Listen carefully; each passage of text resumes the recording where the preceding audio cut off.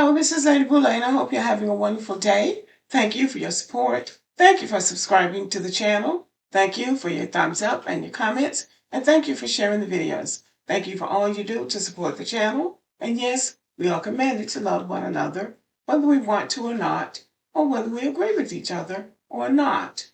Well, it seems like Cynthia Erivo is having a bit of success in the movie Wicked with Ariana Grande, which started out as a Broadway musical. So she continues to get work in America. But those ugly tweets that she made about Black Americans, mocking Black Americans and calling us ghetto, continue to dog her. Now she's trying to weasel out of it and trying to make it seem like she didn't mean it the way it sounded. She meant it another way. Cynthia Erivo addresses backlash over ghetto American accent comments. She claims her old tweets were taken out of context. That's what they always say when they get caught. I didn't mean it like that. It was taken out of context. You have to hear the whole speech I made. No, you don't. No, you don't. People are not crazy.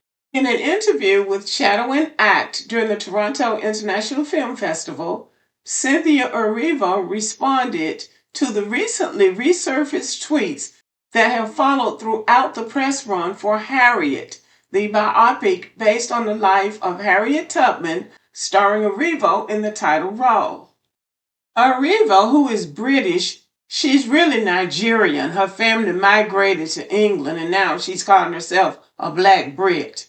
But she came under fire for tweets from 2013 which appeared to be mocking Black Americans. Given that Harriet, and this started when she was playing the role of Harriet, given that Harriet is a prominent historical figure in American history, people felt like an actress with less controversial former social media presence should have portrayed her. So we already know that many Black Americans really had a fit over her playing Harriet Tubman in that movie. They protested the movie and tried to affect the box office purse because how dare she play Harriet Tubman, a Black American icon. So some people never got over that. Many Black Americans have not recovered from the slur because the fact of the matter is, whether Black Americans are ghetto or not, whether we speak correctly or not, we're at home. We're not running all over the world like she is and like they are, trying to find somewhere to land and then land it squarely in Black American culture. And that's also offensive. Now, in this movie that she's in now, she's playing a witch, it seems like, with a green face. And she was totally ignored by the tabloids when it premiered in London. And she got upset because they didn't even show her face. They showed the face of a white woman that had on a witch's hat that covered her eyes. And she said the photo was very offensive.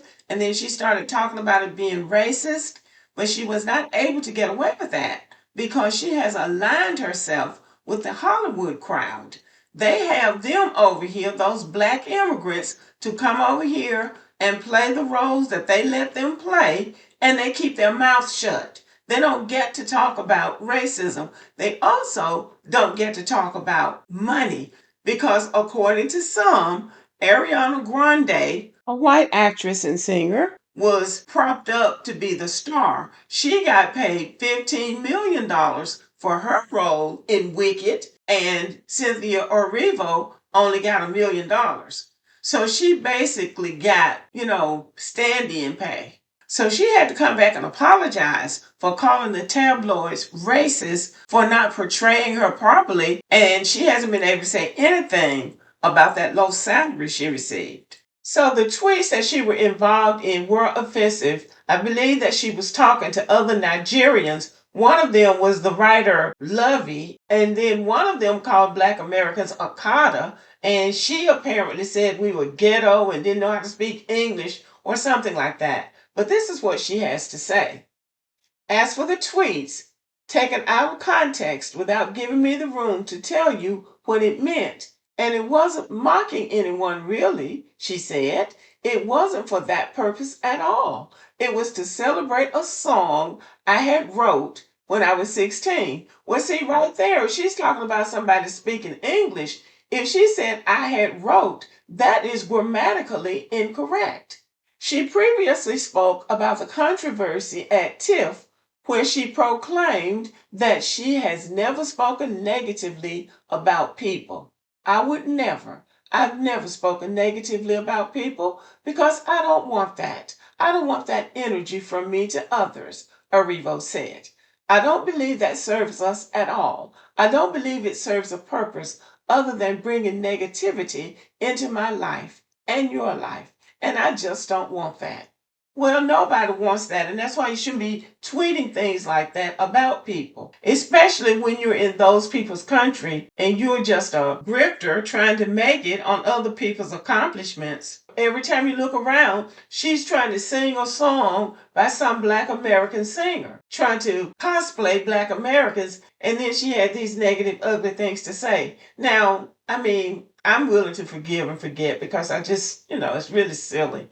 And I believe that these Black immigrants have underestimated Black Americans' ability to punch back. And they haven't seen anything yet because some of these Black Americans are just as ornery and just as sarcastic as they are. But Cynthia Erivo is reinventing herself as we speak, and she's got a whole new grift going. So take a look at this.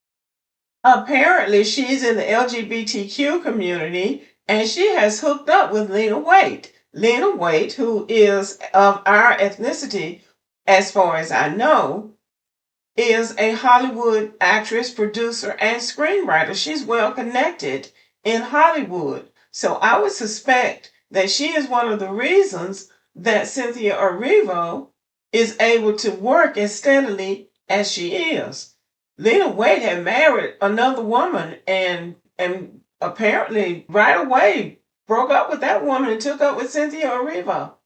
So go figure.